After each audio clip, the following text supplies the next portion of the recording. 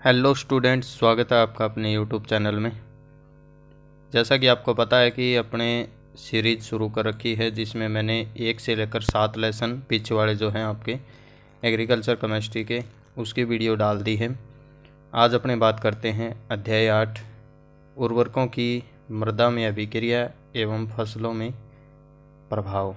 ठीक है, इस लेसन के बारे में जानेंगे कि इसमें से आपके जो एनुअल एग्ज़ाम होने हैं उनमें कौन कौन से क्वेश्चन आ सकते हैं। ये लेसन इम्पॉर्टेंट है क्योंकि इसमें से बड़ा क्वेश्चन आएगा कंफर्म और छोटे क्वेश्चन भी पूछे जाएंगे। तो ये फर्टिलाइज़र वाला लेसन है और इसमें आपको ये पहले तो ये पता होना चाहिए कि जो कोई भी फर्टिलाइज़र है वो किस पोषक तत्व के लिए प्रयोग किया जाता है। ठीक है, जैसे डीएपी को फॉस्फोरस और नाइट्रोजन के लिए प्रयोग करते हैं, मेनली फॉस्फोरस के लिए, और सेकेंडरी तौर पर नाइट्रोजन जो मुख्य रूप से फरी के अंदर मिलती है। उसी प्रकार एसएसपी जो है उसको फॉस्फोरस के लिए, और जैसे एमओपी है उसको पोटास के लिए, यूरिया को नाइट्रोजन के लिए, अमोनियम सल्फेट को नाइट्रोजन के लिए, कैन को नाइट्रोजन के लिए। इस प्रकार से आपको पता होना चाहिए। दूसरी बात, उसके अंदर कौन से पोषक तत्वों की कितनी क्वांटिटी है वो आपको पता होना चाहिए। जैसे यहाँ पर ये लिख रखी है सामने, अमोनियम सल्फेट में 20.5 या 20.6% नाइट्रोजन होता है। तो इस प्रकार से आपको इनके बारे में पहले तो ये चीज़ पता होनी चाहिए। ठीक है, तो ये चीज़ें पूछी जा सकती है शॉर्ट क्वेश्चन में। जैसे छोटे क्वेश्चन हैं आपके, अब की बार छोटे क्वेश्चन आ रहे हैं, तो उसके अंदर जैसे मान लो पूछ लिया अमोनियम सल्फेट में निम्न में से कौन सा पोषक तत्व पाया जाता है। ठीक है, तो उसमें दे दिया एनपीके और एक और जैसे मैग्नीशियम दे दिया, तो उसमें आपको बताना है। या फिर उसमें क्वांटिटी पूछ ली कि अमोनियम सल्फेट में पाए जाने वाले मुख्य पोषक तत्वों की मात्रा है, तो आपको पहले पता होना चाहिए उसमें मुख्य पोषक तत्व है कौन सा, और फिर उसमें आपको पता होना चाहिए कि उसकी क्वांटिटी कितनी है। तो इस प्रकार से आपको याद करनी है ये चीज़ें। तो मैं एक तो फर्टिलाइज़र के बारे में आपको डिटेल से बता दूंगा कि किस प्रकार से क्वेश्चन पूछा जाएगा, उसके बाद में आप कर लेना। तो इसमें फर्स्ट तो उर्वरक की डेफिनेशन दे रखी है, तो वो अच्छी प्रकार से याद कर लेना कि उर्वरक आखिर होते क्या हैं। ठीक है, फिर आगे आपके उर्वरकों का वर्गीकरण दे रखा है, क्लासिफिकेशन। ये +1 में भी आ गया है और +2 में भी है। सिंपल सा है, जैसा कि आप यहाँ पर देख रहे हो इस प्रकार से। तो इसमें नाइट्रोजन युक्त उर्वरक हैं। नाइट्रोजन ही 4 प्रकार के होते हैं, आपको पता है। तो इसका क्लासिफिकेशन आप अच्छे से याद कर लेना, अच्छे से। ठीक है, ये क्वेश्चन पूछा जा सकता है, बड़े में नहीं आएगा परंतु बीच वाले जो क्वेश्चन हैं उनमें पूछ सकते हैं। जैसे नाइट्रोजनी उर्वरकों का वर्गीकरण कीजिए, तो आपको उसमें 4 लिखने पड़ेंगे, 4 के नाम लिखने पड़ेंगे, उनके बारे में बताना पड़ेगा। जैसे अमोनिकल नाइट्रोजनी उर्वरक है, तो यानी कि वे उर्वरक या वे नाइट्रोजनी उर्वरक जिनसे नाइट्रोजन जो है वो अमोनियम आयन के रूप में मिलती है। ठीक है, इसी प्रकार नाइट्रेट है, अमोनिकल और नाइट्रेट है, और जैसे एमाइड है। ठीक है, ये 4 प्रकार के होते हैं। फॉस्फेटिक 3 प्रकार के होते हैं।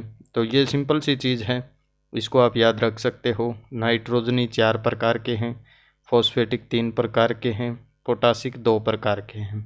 ठीक है, 2 3 4। तो अब ये है कौन कौन से और इनके एग्जाम्पल क्या हैं।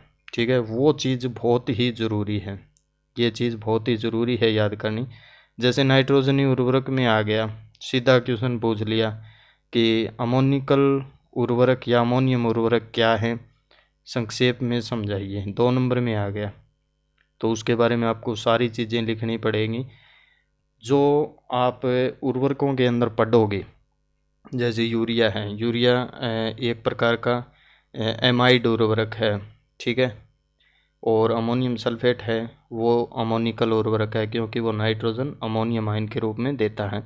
अब ये अमोनियम आयन रहते कहाँ पर हैं मिट्टी के अंदर, और क्यों देना ज़रूरी होता है। जैसे धान के खेत में या धान की फसल में अमोनियम सल्फेट का प्रयोग करते हैं, वो क्यों करते हैं, उसका जो रीज़न है वो ये है, यानी निक्षालन, दोबारा हानि नहीं होती है।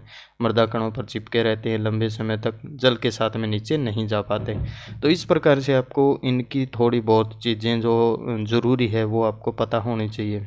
ठीक है, अब इनका क्लासिफिकेशन यानी कि नाइट्रोजनी उर्वरक कितने हैं, 4 हैं।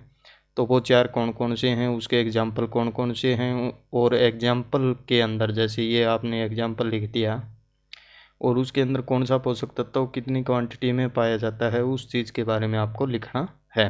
ठीक है, तो ये मेरे हिसाब से समझ में आ गया होगा आपके। और इसी प्रकार फॉस्फेटिक उर्वरक हैं और पोटासिक उर्वरक हैं। यौगिक और एकल उर्वरक की आगे डेफिनेशन दे रखी है, वो आप देख लेना। ठीक है, ये सिंपल है सारी चीज़ें।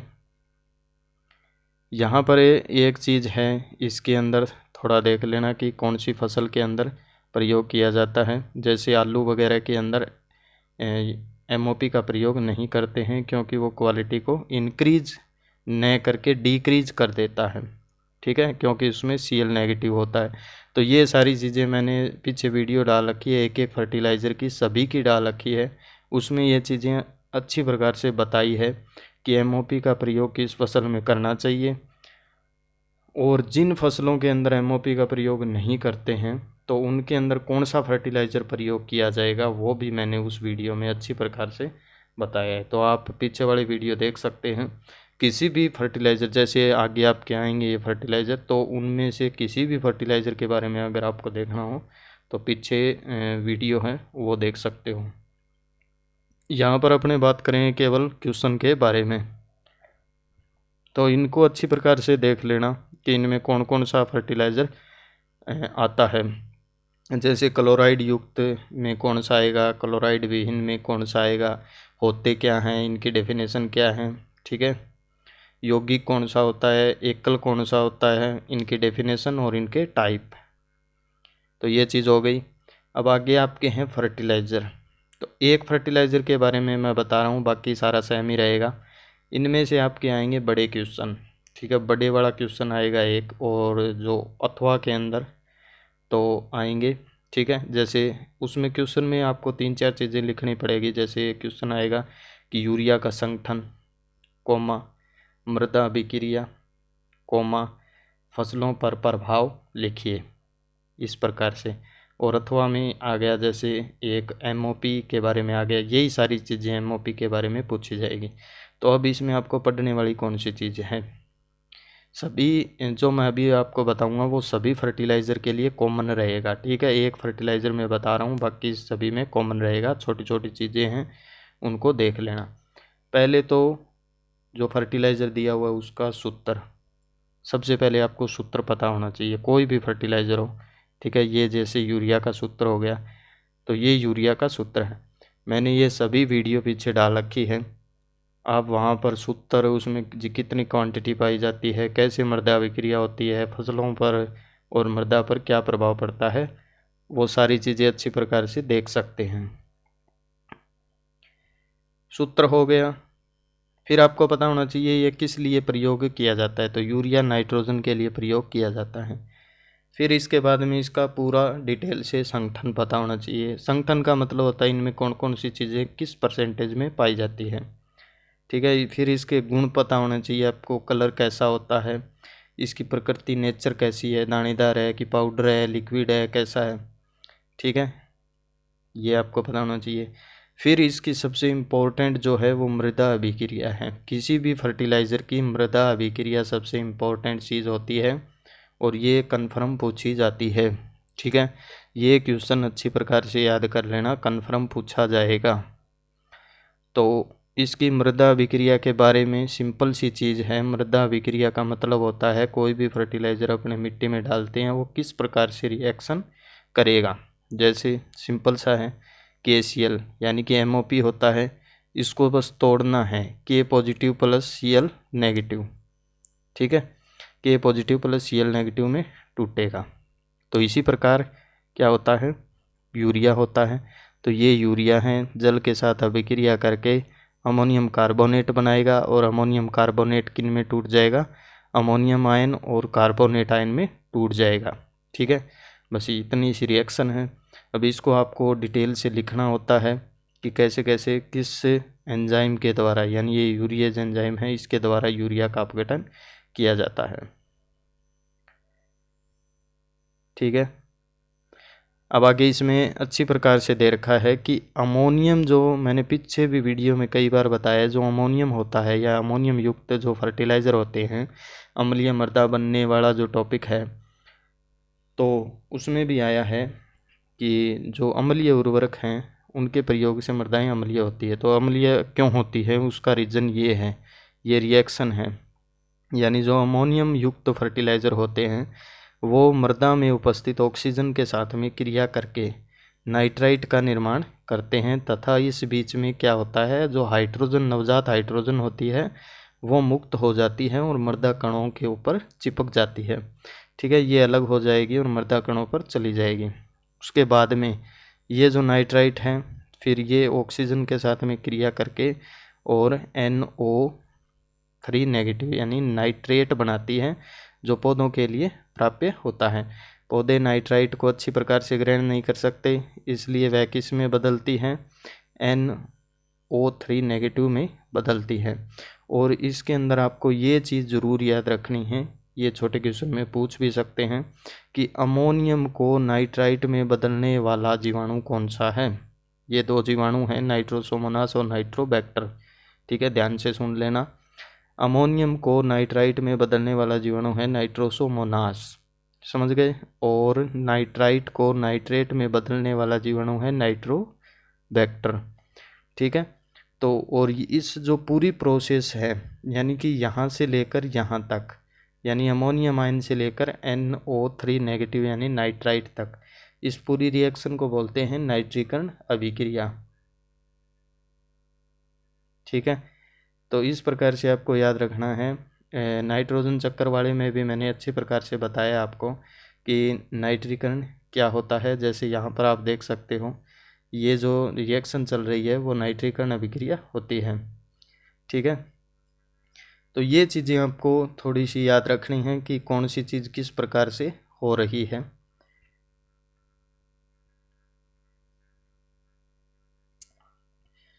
आगे इसमें से छोटे क्वेश्चन इस प्रकार से बन सकते हैं, तो थोड़ा याद रखिएगा इनको।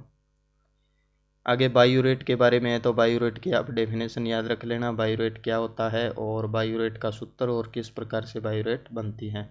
ये बायोरेट का सूत्र है NH2CONH2। ठीक है, ये याद रख लेना और इसकी डेफिनेशन याद कर लेना।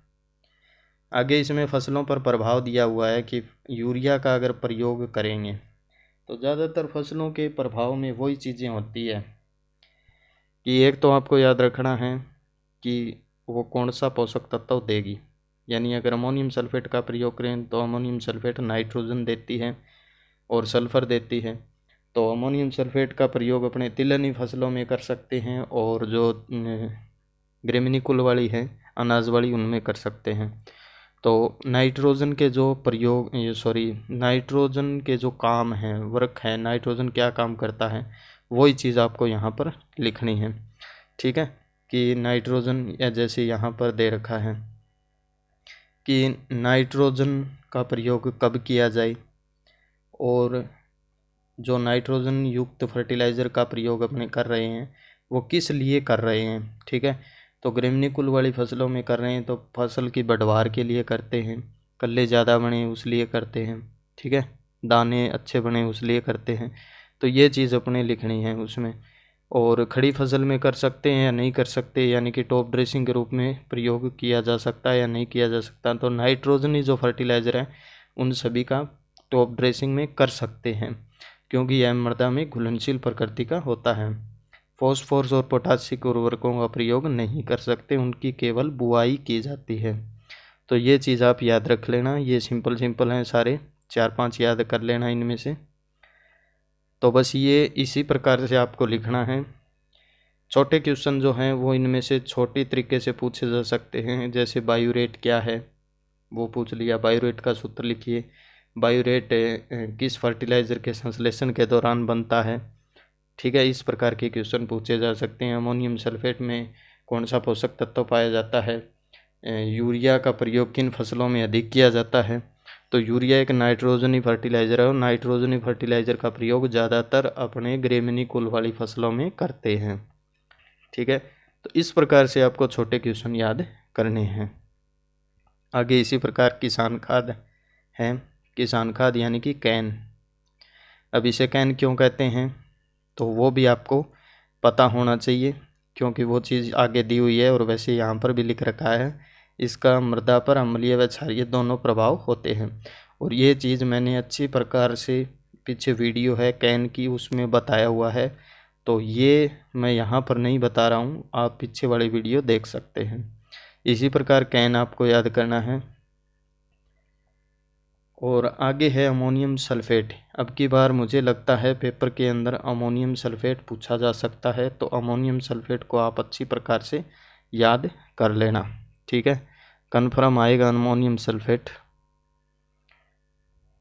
तो इस प्रकार से आप इनको ध्यान से पढ़ लेना, और इनसे रिलेटेड जो वीडियो है पीछे सारा कुछ उसमें अच्छी प्रकार से बताया हुआ है। अगर फिर भी आपको समझ में नहीं आता है तो इस लेसन की मैं दोबारा वीडियो फुल लेसन की बना सकता हूँ, ठीक है, बता देना कमेंट करके।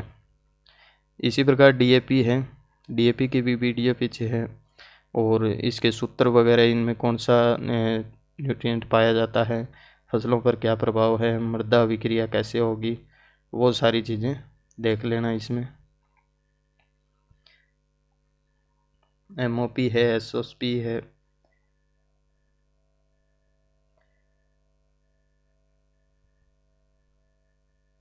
सल्फेट ऑफ पोटास है।